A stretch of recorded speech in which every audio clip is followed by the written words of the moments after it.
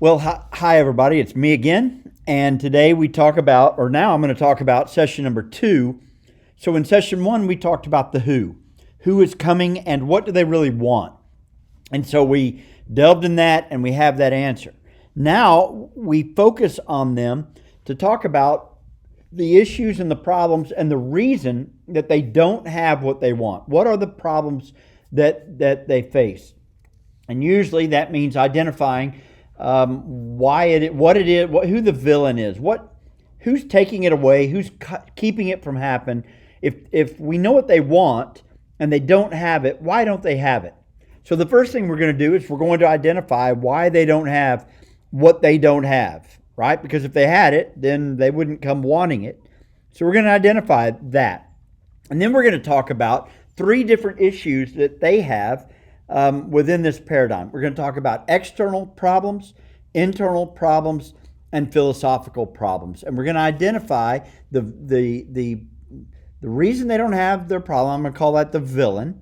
And then we're going to talk about the external issues and the internal issues and the philosophical issues with the reason why they don't have what they want.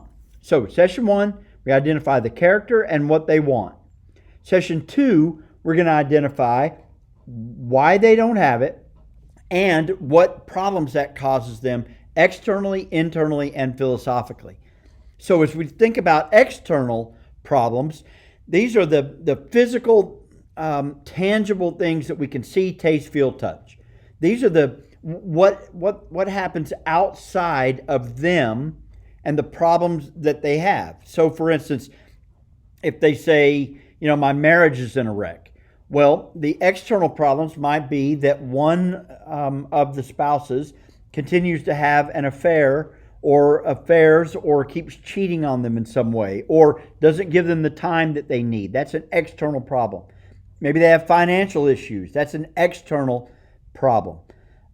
If we talk about money, right, an external issue would be that maybe their job cut their pay or cut the number of hours. That would be an external issue. If we talk about the house, my house, the external issue of my house is that the roof leaks, right? All of those things are things we can see, feel, taste, touch. Those are external. We're going to identify those to the best of our ability. And then we're going to talk about internal issues, what it is that the external thing does to us internally, right? Our frustrations, our self-doubts, our lack of motivation, our lack of self-esteem, depression that comes up. What is it that these external limiters cause for us internally?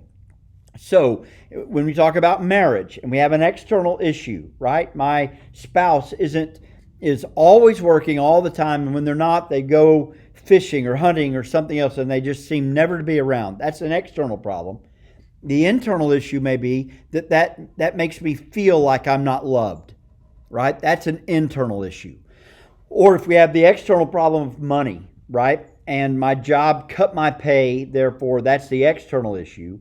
The internal issue may be stress or worry. That's what it does to me inside.